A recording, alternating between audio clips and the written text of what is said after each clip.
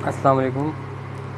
आज का जो टॉपिक है वो वायरल हेपेटाइटिस के हवाले से है कि inflammation of the liver due to the viral infection.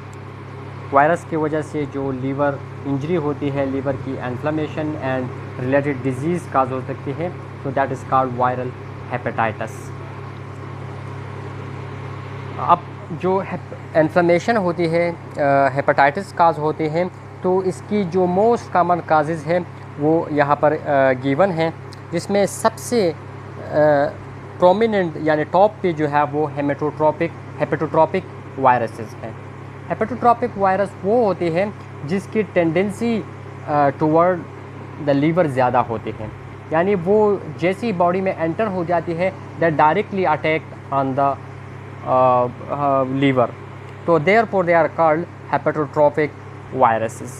इसके अलावा अल्कोहल, मुख्तलिफ ड्रग्स, ऑटो इम्यून रिएक्शंस जो एनाफाइलेटिक रिएक्शंस होते हैं, और या toxic material, they cause liver inflammation which we known as hepatitis. लेकिन इसमें जो मोस्ट प्रोमिनेंट है that is the hepatotropic virus, and hepatotropic virus cause viral hepatitis.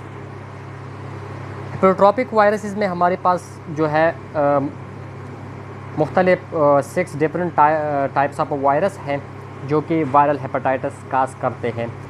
These include hepatitis A virus, B, C, D, E and G viruses. These viruses are the hepatotropic virus which cause the viral hepatitis. अब viral hepatitis जो है या acute हो सकते हैं या chronic हो सकते हैं।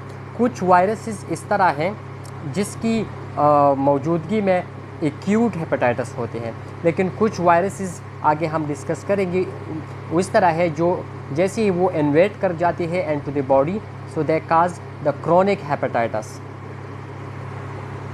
पर्टिकुलरली जिसके इंक्यूबेशन पीरियड कम हो तो they will cause acute hepatitis, और जिसके इंक्यूबेशन पीरियड ज़्यादा हो that will cause chronic hepatitis. So आते हैं toward the hepatitis A virus. Hepatitis A virus जो इन्फेक्शन काज करते हैं दे आर बिनाइन, मतलब ये कि लीवर में एक स्पेसिफिक पॉइंट तक ये महदूद होता है एंड सेल्फ लिमिटिंग, खुद ब खुद ये रिज़ॉल्व होता है जैसे इसके इंक्यूबेशन पीरियड ख़त्म हो जाती है और प्रॉपर साइन सिम्टम अपीयर हो जाते हैं, so it resolve by their own and it doesn't cause chronic hepatitis. It's mean कि it will produce the fulminant hepatitis या एक्यूट हेपेटाइटिस ये काज करेंगे, जबकि क्रोनिक हेपेटाइटिस ये काज नहीं करेंगे। ओनली रेयर केसेस में तकरीबन 0.1% लोगों में ये क्रोनिक हेपेटाइटिस काज कर सकते हैं, लेकिन मोस्ट कॉमनली एट काज परमानेंट और एक्यूट हेपेटाइटिस। परमानेंट एक हेपेटाइटिस वो होती है जो कि सडन आंसर उसके होता है, सडन एंड रैपिड आंसर होता है, जस्ट लाइक एक्यूट हेपेटाइटिस। सो ये याद रखिए कि यहाँ पर हेपेटाइटिस ए वायरस जो है it cause acute hepatitis, not chronic hepatitis. अब इसकी ट्रांसमिशन किस तरह होते हैं from one person to the another person. So इसमें है feco oral route. Feco oral route का मतलब ये है कि जो अक्सर ये बच्चों में होता है, चिल्ड्रन में ये कॉमन है कि उसमें बच्चे अक्सर जब डिफिकेशन करते हैं तो उसमें अपना हाथ गंदे करते हैं, और फिर इस गंदे हाथ, क्योंकि वायरस इस तरह चीज़ है कि बाज़ औक़ात ये दोनों से भी नहीं जाते अनटिल कि उसको प्रॉपर्ली स्टेरिलाइज ना किया गया हो विद डिफरेंट साबुन के साथ या डिफरेंट जो केमिकल्स मटेरियल है उसके साथ स्टेरिलाइज ना कर जाए, तो वो हाथ धोने के बाद भी उसके ऊपर ये वायरसेस मौजूद होता है, और फिर इन्हीं हाथों से जब वो खाना खाते हैं so it will ingest that virus and to the GIT and cause hepatitis A virus. Contaminated food और वाटर, वो फूड और या वाटर जिसमें वायरसेस मौजूद हो, अगर हम वो ले लें, उसको इंजेस्ट करें या ड्रिंक करें, so it will lead to hepatitis A virus.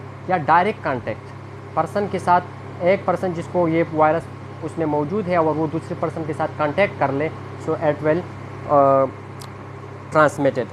Blood transfusion, अगर हम इस तरह के ब्लड ट्रांसफ्यूज़ करें जिसके डोनर वाले ब्लड में ऑलरेडी हेपेटाइटिस ए वायरस मौजूद हो और हम उसको फाइंड आउट ना कर रहे और डायरेक्टली उसको ट्रांसफ्यूज़ करें into the normal healthy recipient, तो उसमें ये ट्रांसमिट हो गया। और कंटामिनेटेड इक्विपमेंट, पर्टिकुलरली जो सर्जिकल इक्विपमेंट है या नीडल्स है, सिरिंज नीडल्स है, या इस तरह की जो इक्विपमेंट जो सर्जरी में ज़्यादा यूज़ होती है, अगर एक इन्फेक्टेड पर्सन के उस इक्विपमेंट के थ्रू सर्जरी हो जाए और वो फिर एक नॉर्मल हेल्दी पर्सन की सर्जरी में यूज़ हो गई, तो that will also affected from hepatitis A virus. अब इसकी जो कोर्स ऑफ डिज़ीज़ है वो किस तरह होंगी, तो ये मोस्ट कॉमनली आकर फॉल एंड विंटर सीज़न, जो ख़ज़ा और सर्दी होती है उसी महीनों में ये ज़्यादा इसके अटैक होते हैं, क्योंकि उसी दिनों में इस वायरस के जो सर्वाइवल है वो अच्छी तरह होते हैं।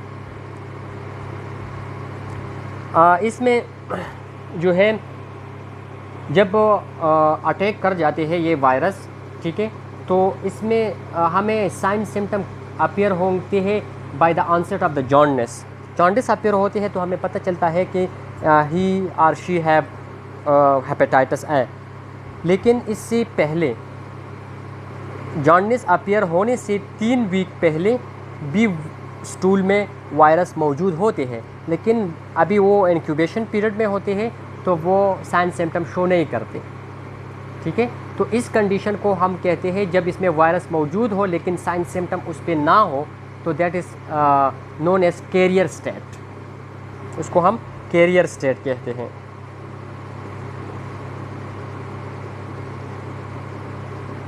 और स्टूल में 1 week after the developing of the jaundice भी वायरस मौजूद होंगे।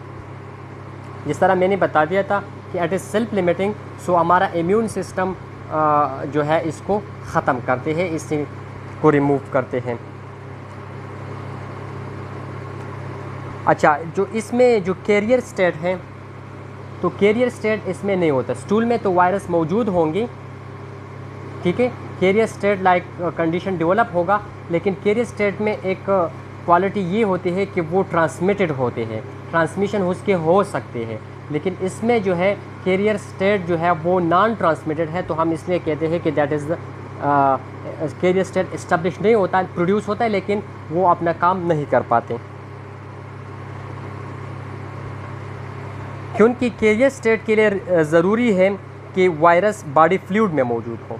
लेकिन यहाँ पर कैरियर स्टेट इस तरह डेवलप हुआ है कि वो बॉडी फ्लूइड में नहीं है, ना ब्लड में है, ना CSF में है, ना जो सलाइवा है उसमें है, न सीमेन में है।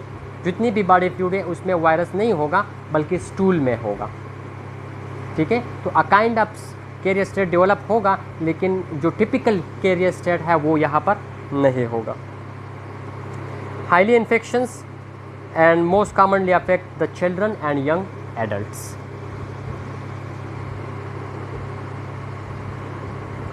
अच्छा, इसमें क्या होगा, मैंने बता दिया कि इसमें एक्यूट हेपेटाइटिस होगा जबकि क्रोनिक हेपेटाइटिस नहीं होगा। तो एक्यूट में हमारे पास क्या होगा, फेब्राइल इलनेस होगी, लेकिन फेब्राइल होगा, यानी टेम्परेचर, बॉडी के टेम्परेचर उसमें ज़्यादा होगा, एसोसिएटेड विद द जॉन्डिस, ठीक है। फैटीग होगा इसमें एंड लॉस ऑफ एपेटाइट, और साथ ही जो टेम्परेचर है बॉडी की वो ज़्यादा होगा, मीन फेब्राइल होगा वो। इंक्यूबेशन पीरियड इसके है 20 to 50 डेज़, यानी 20 to 50 डेज़ में ये इंक्यूबेटेड रहते हैं और इसके बाद साइन सिम्टम शो करते हैं। तो प्रिवेंशन इसके भी सिंपल सी है, क्योंकि इसके मोड ऑफ ट्रांसमिशन ज़्यादातर कंटामिनेटेड चीज़ों से होते हैं, तो प्रॉपर हैंड वॉशिंग करनी चाहिए, पर्सनल हाइजीन भी सही तरह से करनी चाहिए, और control and screening of food handler. जो लोग अगर कोई बाहर खाना खाते हैं या घर में जो खाना पकाते हैं तो उसकी प्रॉपर स्क्रीनिंग करनी चाहिए, ताकि उसमें अगर वायरस फाइंड आउट हो जाए तो फिर उसको फूड प्रिपरेशन से हटा देने चाहिए, कोई किसी नॉर्मल। अब यहाँ पर एक लफ्ज़ यूज़ हुआ स्क्रीनिंग, एक होता है स्क्रीनिंग टेस्ट, एक होता है डायग्नोस्टिक टेस्ट। स्क्रीनिंग टेस्ट हम तब करते हैं कि अगर किसी में कोई साइन सिम्टम मौजूद नहीं है, जिस तरह हमने फूड हैंडलर के एग्जांपल लिए, फूड जो बनाते हैं शायद उसमें वायरस मौजूद हो लेकिन कोई साइन सिम्टम ना है, नहीं है, हम वैसे ही अपनी तरफ से उसको टेस्ट करवा देते हैं और उसकी सीरम में वायरस नज़र आते हैं। So this test is called screening test, क्योंकि इसमें हमें पता नहीं है कि उसको उसके अंदर इन्फेक्शन मौजूद है या नहीं, लेकिन हमने खुद अपनी तरफ से। एक होते हैं डायग्नोस्टिक टेस्ट। डायग्नोस्टिक टेस्ट इसको कहते हैं कि अगर किसी में एक पर्टिकुलर डिजीज़ की साइन सिम्टम अपीयर हो जाती है और फिर हम उसकी टेस्ट करवाते हैं उस साइन सिम्टम की बेस पे और उसमें वो फाइंड आउट होते हैं, तो that's test is called diagnostic test. क्योंकि हमें पहले से पता होता है, हम सस्पेक्टेड होते हैं, हमारे जहन में ये शक होता है कि शायद उसको ये डिजीज़ है, तो अपने शक की बुनियाद पे जो हम टेस्ट करते हैं दैट इज़ कॉल्ड डायग्नोस्टिक, और जो अपनी तरफ से करते हैं without any sign symptom that is called screening test. और इसकी रिकवरी जो है 3 to 16 वीक्स में खुद ब खुद जो है हो जाते हैं। Hepatitis B virus. Hepatitis B virus जो है इसके मोड ऑफ ट्रांसमिशन में है इन्फेक्टेड बॉडी फ्लूइड। आप इन्फेक्टेड बॉडी फ्लूइड का लफ्ज़ जैसे सामने आ जाते हैं तो इसका हमारे पास मतलब इसका होता है कि इसमें कैरियर स्टेट भी मौजूद होगा। वायरस मौजूद होंगी, साइन सिम्टम नहीं होंगे, लेकिन जो वायरस मौजूद है वो ट्रांसमिट हो सकेगी from one person to the another person. And body fluid में जिस तरह मैंने बता दिया कि ब्लड आते हैं, सलाइवा है, सीमेन है, स्वीट्स है, ठीक है, जितने भी फ्लूइड CSF है, so these are the body fluid. तो अगर इन्फेक्टेड बॉडी फ्लूइड जो है एक इन्फेक्टेड पेशेंट का वो दूसरी नॉर्मल पर्सन के साथ वो स्टिक हो जाए, so that will infect that normal person as well. Parenteral route with infusion, chances इसमें बहुत ज़्यादा है। जो लोग इंट्रावीनस इन्फ्यूजन लगाते हैं तो इसमें चांसेस ज़्यादा होते हैं। Contaminated needle, syringe and instrument, oral और सेक्सुअल कॉन्टैक्ट। ओरल कॉन्टैक्ट अगर दो पार्टनर्स के दरमियान होते हैं तो उसमें सलाइवा एक्सचेंज होते हैं, and saliva is a body fluid. तो अगर एक का सलाइवा इन्फेक्टेड है तो वो दूसरे को इन्फेक्ट कर सकते हैं। सेम ड्यूरिंग सेक्सुअल कॉन्टैक्ट क्या होते हैं कि जो फ्लूइड एक्सचेंज होते हैं, सीमेन जो है वो ट्रांसफ़र होते हैं टू द फीमेल पार्टनर। तो अगर मेल पार्टनर उसमें इन्फेक्टेड है तो that can easily transmit their infection to the female partner. और सेम जो फीमेल से डिस्चार्ज होते हैं ड्यूरिंग द सेक्सुअल कॉन्टैक्ट तो वो मेल के साथ कि जो एक्सटर्नल जेनिटलिया है उसके साथ कांटेक्ट कर सकते हैं। तो अगर फीमेल यहाँ पर कंटामिनेटेड है तो वो मेल को कंटामिनेट कर सकते हैं। From infected mother to the child at delivery, delivery के दौरान जो है चाइल्ड को भी हो सकते हैं, क्योंकि इनसाइड द मदर जब डिलीवरी ना हो प्रेगनेंसी के दौरान तो इसकी इर्द गिर्द, बच्चे की इर्द गिर्द जो है हमारे पास एमनियोटिक फ्लूइड मौजूद होते हैं और फिर प्लेसेंटा होते हैं। Placenta act as a check post, तो वो इसी इन्फेक्टेड फ्लूइड को पास आउट नहीं करती, नहीं जाने देती and to the child fetus. लेकिन ड्यूरिंग डिलीवरी जब वो प्लेसेंटा ख़त्म हो जाते हैं, एमनियोटिक फ्लूइड से निकल जाते हैं, तो फिर वो मदर की नॉर्मल बॉडी स्पेशली वेजाइना के थ्रू जब वो डिलीवरी होती है तो उसमें वेजाइनल फ्लूइड में अगर मौजूद हो वायरस तो वो बच्चे को के साथ डायरेक्ट कांटेक्ट में होते हैं and cause hepatitis B virus and fetus. High risk लोग इसमें कौन कौन से हैं? तो दे इंक्लूड होमोसेक्सुअल लोग जो होते हैं, IV drug abusers, person with multiple sexual partner, ठीक है, एंड मेडिकल वर्कर्स, क्योंकि मेडिकल वर्कर जो है वो डायरेक्टली कंसर्न होते हैं with the hepatitis B patient, तो उसको आसानी के साथ लग सकते हैं। फॉर एग्ज़ाम्पल अगर उसका पेशेंट का जो बॉडी फ्लूइड है वो मेडिकल वर्कर के साथ स्टिक हो जाते हैं, या अगर वो नीडल से अपने आप को प्रेक कर ले तो it can lead to the hepatitis B virus. इसमें डायरेक्टली वायरस जो है वो लीवर सेल को डैमेज नहीं करते, डायरेक्टली उसकी इंजरी काज नहीं कर सकती, उसकी नेक्रोसिस काज नहीं कर सकती, बल्कि ये वायरस जब एंटर हो जाते हैं, ठीक है, तो वहाँ पर इन्फ्लेमेशन होगा। अब जब इन्फ्लेमेशन हो जाती है तो इम्यून सिस्टम जो है वो एक्टिवेट हो जाते हैं। फिर उसी इम्यून रिएक्शन की वजह से सेलुलर इंजरी होते हैं, not from the virus attack. Virus तो जस्ट इन्फ्लेमेशन यहाँ पर काज करते हैं, बल्कि जो इम्यून रिएक्शन है वो सेल डेथ काज करेंगे। इसमें लीवर कैंसर के चांसेस भी ज़्यादा होते हैं हेपेटाइटिस बी वायरस में। इसमें एक्यूट और क्रोनिक हेपेटाइटिस दोनों हो सकते हैं, जबकि हेपेटाइटिस ए में सिर्फ एक्यूट होता था। अच्छा, इस तरह मैंने बता दिया ऊपर कि इसमें डायरेक्ट वायरल इंजरी नहीं होता, बल्कि साइटोटॉक्सिक टी सेल जो इम्यून रिएक्शन है, particularly the cell mediated immunity इसमें एक्टिवेट होता है। ठीक है, ये आप लोगों ने पढ़ रहे हैं फिजियोलॉजी में सेल मीडिएटेड इम्यूनिटी। तो उसमें सेल मीडिएटेड इम्यूनिटी में साइटोटॉक्सिक टी सेल एक्टिवेट होते हैं, जो कि इन्फ्लेम्ड वायरल इन्फ्लेम्ड हेपेटोसाइट जो है उसको किल करते हैं। तो इसकी वजह से सेलुलर इंजरी फिर होते हैं हेपेटोसेलुलर। हैविंग कैरियर स्टेट, क्योंकि बॉडी फ्लूइड इन्वॉल्व है तो कैरियर स्टेट इसमें होगा। इंक्यूबेशन पीरियड इसके लॉन्ग है, 4 to 26 वीक्स। ठीक हो गया। प्रिवेंशन इसकी क्या है? स्क्रीन ब्लड डोनर, जो ब्लड ट्रांसफ्यूज़ करते हैं उसको प्रॉपरली स्क्रीन करना चाहिए। और इम्यूनाइजेशन, क्योंकि हेपेटाइटिस बी वायरस की वैक्सीन मौजूद है, so it need immunisation. Hepatitis C virus जिसको HCV, इसकी ट्रांसमिशन है इन्फेक्टेड बॉडी फ्लूइड अगेन, तो यहाँ पर कैरियर स्टेट मौजूद होगा। ट्रांसफ्यूजन से, ब्लड ट्रांसफ्यूजन की वजह से 90 to 95% of HCV blood transfusion की वजह से काज होते हैं। इंजेक्टेबल ड्रग यूज़, पैरेंटल जो hepatitis B, mother to child sexual contact, लेकिन उससे रेयर होता है। Multiple sex partner, surgery within the last 6 month, ये उसमें एक पेक्यूलियर है। ठीक है, जो कि HBS में नहीं होता था। Multiple contact with HCV infected individual, direct contact जो होते हैं तो उससे भी हो सकते हैं।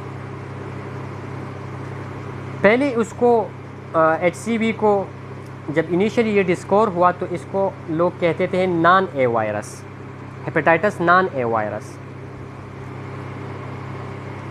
इसकी जो मैनिफेस्टेशन है, क्लिनिकल साइन सिम्टम है, वो माइल्ड होती है और नॉन स्पेसिफिक। नॉन स्पेसिफिक का मतलब ये है कि इस specific hepatitis related sign symptom इसमें नहीं होती, लेकिन जनरल होते हैं, लाइक मलेज हो गया, लॉस ऑफ एपेटाइट हो गया, फैटीग हो गया, टेम्परेचर हो गया, तो वो इसमें मौजूद हो गए। That is called non specific sign symptom. Serum ALT और AST दोनों रेज होगा, और ये क्या काज करेंगे? Chronic hepatitis. ठीक है, याद रखें कि ये भी क्रोनिक हेपेटाइटिस, क्योंकि इसका इंक्यूबेशन पीरियड ज़्यादा है। Chronic hepatitis then lead to the cirrhosis and liver cancer भी हो सकते हैं।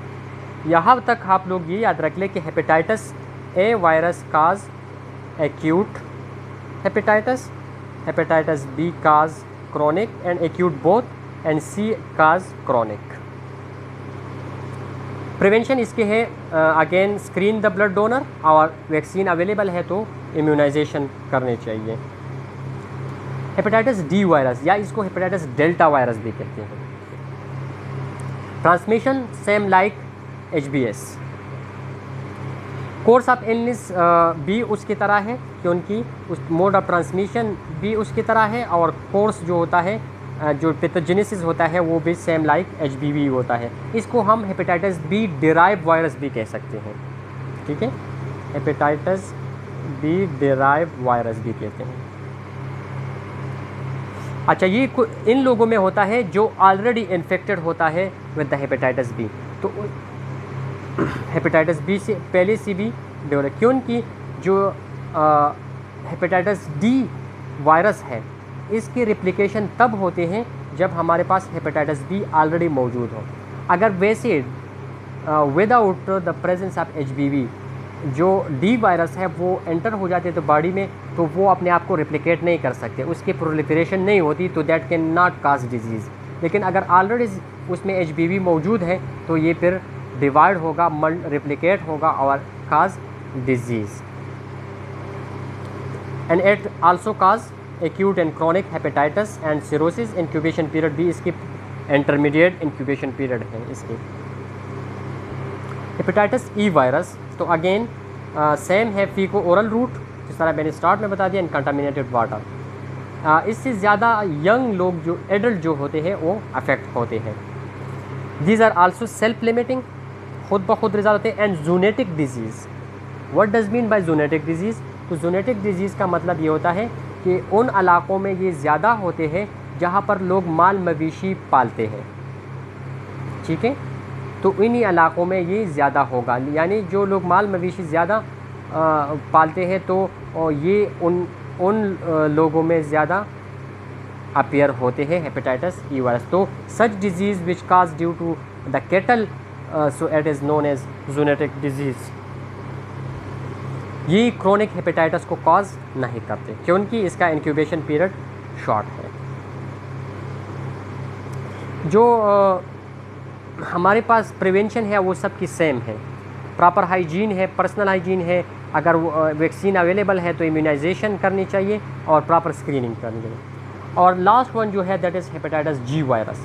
तो इसकी मोड ऑफ ट्रांसमिशन सेम है, स्किन कॉन्टेक्ट इन्फेक्टेड सिरेंजेस है एंड इट इज़ रेयर। ये न्यूली डिस्कवर हो चुका है हेपेटाइटिस जी। तो इसके जो आंसेट प्रेवेलेंस है वो भी कम है और माइल्ड हेपेटाइटिस ये काज करते हैं, ठीक है। पर्टिकुलरली उन लोगों में पाए जाते हैं जो डायलिसिस डिपेंडेंट हो, जो कंटिन्यूसली डायलिसिस लेते हैं। क्रोनिक हेपेटाइटिस इसमें नहीं होगा क्योंकि इंक्यूबेशन पीरियड इसका अननोन है। लेकिन जो इस यहाँ से हमें पता चलता है क्रोनिक हेपेटाइटिस अगर ये काज नहीं करता तो हमें पता चलता है कि it's incubation period will be short, क्योंकि ये क्रोनिक हेपेटाइटिस नहीं काज कर सकते, ठीक है। लेकिन एग्जैक्ट टाइमिंग जो है इंक्यूबेशन पीरियड का वो अभी तक अननोन है और इसका डायग्नोस्टिक टेस्ट भी अवेलेबल नहीं है। अब ओवरऑल अगर हम वायरल हेपेटाइटिस की तरफ देख लें तो इसके साइन सिम्टम क्या होंगे? फैटीग एंड हेडेक, ठीक है, जिस तरह आम इन्फेक्शन में होता है। Malaise and anorexia, nausea and vomiting, ये तीन कंडीशन हर एक इन्फेक्शन में, वायरल इन्फेक्शन में होते हैं। तो यहाँ पर ये भी वायरल इन्फेक्शन है हेपेटाइटिस, तो इसमें भी होगा। कैरियर स्टेट इसमें होगा, लेकिन हेपेटाइटिस ए वायरस में कोई कैरियर स्टेट नहीं होगा क्योंकि उसमें बॉडी फ्लूइड इन्वॉल्व नहीं होते, ठीक है, एक्सेप्ट हेपेटाइटिस ए, उसमें नहीं होता। अच्छा, कुछ तो एक्यूट हेपेटाइटिस काज करेंगी, कुछ क्रोनिक हेपेटाइटिस। अगर क्रोनिक हेपेटाइटिस बहुत सीवियर हो जाती है तो it will lead to the cirrhosis. अब एक्यूट हेपेटाइटिस के दो टाइप्स यहाँ पर होंगे, एक को हम कहते हैं प्रिक्टेरिक और एक को कहते हैं एक्टेरिक। प्रिक्टेरिक इसको कहते हैं कि इसमें जॉन्डिस जो है वो जॉन्डिस डेवलप होने से पहले ये वायरस मौजूद होगा, बिफोर, प्री। और एक्टेरिक में का मतलब ये है कि साइन सिम्टम अपीयर होंगी आफ्टर द जॉन्डिस, ठीक है, इसमें बिफोर होगी और इसमें आफ्टर, ठीक है। तो इसको हम प्रिक्टेरिक एंड एक्टेरिक कहते हैं। लेट्स समराइज इट आसानी के साथ ताकि आप लोगों को आसानी हो। तो यहाँ पर दो वॉवेल यूज होता है, एक है ए एंड ई। मतलब ये कि जो हेपेटाइटिस ए एंड ई है it will never cause chronic hepatitis, ठीक है। क्रोनिक हेपेटाइटिस काज नहीं करेंगे बल्कि एक्यूट काज करेंगे। एक्यूट स्टार्ट होते हैं विद वॉवेल, ख़त्म होते हैं विद वॉवेल, ठीक है। तो वॉवेल जिस हेपेटाइटिस में होगा वो हमारे पास एक्यूट इन्फ्लेमेशन काज करेंगी रादर देन क्रोनिक। और जो कॉन्सोनेंट होंगे यानी hepatitis B, C, D and G, that will cause chronic hepatitis, क्योंकि कॉन्सोनेंट सी से स्टार्ट होता है और क्रोनिक बी, सी सी। तो जो कॉन्सोनेंट होंगी वो क्रोनिक हेपेटाइटिस काज करेंगे। हेपेटाइटिस बी जो है वो ट्रांसमिट होता है जिस तरह हमने बताया, ब्लड ट्रांसफ्यूजन, बर्थ एंड बॉन्किंग। बॉन्किंग का मतलब ये होता है बार्कना। तो जब वो कुत्ता बोंगता है, बार्किंग करता है, तो उससे की मुंह से जो है फ्लूइड निकलते हैं। वो जो ड्रॉपलेट है होते हैं वो निकलते हैं, अगर सामने कोई खड़ा हो जाए तो उस पर लगते हैं। इस तरह ह्यूमन में भी जिसकी अगर कोई तेज़ बातें करता है तो उसके अक्सर लोगों के मुंह से जो है वो ड्रॉपलेट निकलते हैं। तो ड्रॉपलेट का मतलब ये है कि यहाँ पर बॉन्किंग का मतलब ये है कि it is transmitted through the droplet. Hepatitis C जो है this is most common lead to the chronic. सबसे ज़्यादा जो क्रॉनिक इन्फ्लेमेशन काज करते हैं वो हेपेटाइटिस सी वायरस होते हैं। हेपेटाइटिस डी वायरस जो है as a defective virus. Defective का मतलब ये होता है कि ख़ुद ब खुद ये कोई डिज़ीज़ काज नहीं कर सकते, लेकिन इसकी रिप्लिकेशन इसके डिज़ीज़ काज करने के लिए ज़रूरी है हेपेटाइटिस बी को इन्फेक्शन। डायग्नोसिस तो मोस्ट कॉमनली हम करेंगे लीवर फंक्शन टेस्ट, जिसमें हम जो लीवर एंजाइम है वो देखेंगे और तमाम लीवर एंजाइम इसमें एलिवेटेड होंगे। साथ ही बिलिरुबिन लेवल जो है वो भी हाई होगा, कॉन्जुगेटेड का भी, अनकॉन्जुगेटेड का भी, और ओवरऑल बिलिरुबिन भी हाई होगा। वायरल मार्कर भी मौजूद होंगी। अगर वायरल मार्कर हम यूज़ करते हैं पर्टिकुलर वायरस को फाइंड आउट करने के लिए। तो हेपेटाइटिस ए में हमारे पास वायरल मार्कर होंगे IgM, सीरम IgM जो है हमें वायरस ए जो है आप उसको इंडिकेट करेंगे। इसके अलावा हेपेटाइटिस बी जो है वो हम सरफेस एंटीजन से, हेपेटाइटिस बी सरफेस एंटीजन या हेपेटाइटिस ई एंटीजन, अगर ये सीरम में मौजूद है तो ये हमें हेपेटाइटिस बी वायरस इंडिकेट करेंगे। और हेपेटाइटिस सी वायरस जो है वो हम सीरम HCV एंटीबॉडीज़ की प्रेजेंस से फाइंड आउट होंगे। मैनेजमेंट हेपेटाइटिस ए और बी दोनों के लिए हेपेटाइटिस बी एंड सी, ये यहाँ पर सी कर लें।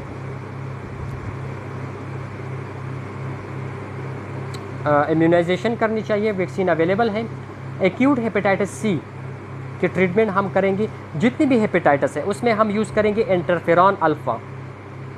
ये सब के लिए कॉमन डिजीज़ है, ड्रग है जो हम any type of the hepatitis में यूज़ करते हैं। लेकिन हेपेटाइटिस सी जो है उसके लिए स्पेसिफिक इंटरफेरॉन अल्फ़ा अवेलेबल है, और साथ ही हम सिस्टमेटिक यूज़ करें, सिस्टमेटिक या जो क्लिनिकल साइन सिम्टम होंगे उसके लिए हम ड्रग यूज़ करेंगे। जो स्पेसिफिक है वो इंटरफेरॉन है। क्रोनिक हेपेटाइटिस बी, इसके लिए हम यूज़ करेंगे इंटरफेरॉन अल्फ़ा के साथ साथ लेमिविडीन, सबक्यूटेनियस और इंट्रामस्कुलर। ये this is the antiviral agent है ये भी। और क्रोनिक हेपेटाइटिस में इंटरफेरॉन के साथ साथ रिबावायरिन जो रेबिटॉल के नाम से अवेलेबल है, ओरल एंटीवायरल ड्रग है। तो ये याद रख के यहाँ पर मैनेजमेंट में कि अगर वैक्सीन अवेलेबल है तो प्री ऑनसेट ऑफ डिजीज़ हमें वैक्सीनेशन करनी चाहिए। लेकिन अगर किसी को लग गए तो फिर हम इसके लिए यूज़ करेंगे इंटरफेरॉन अल्फ़ा, ठीक है, और उसके साथ सिम्टमेटिक ट्रीटमेंट करेंगे। So these are about liver hepatitis, viral hepatitis. अगर कोई क्वेश्चन हो तो फिर मुझसे पूछ ले। Thank you very much.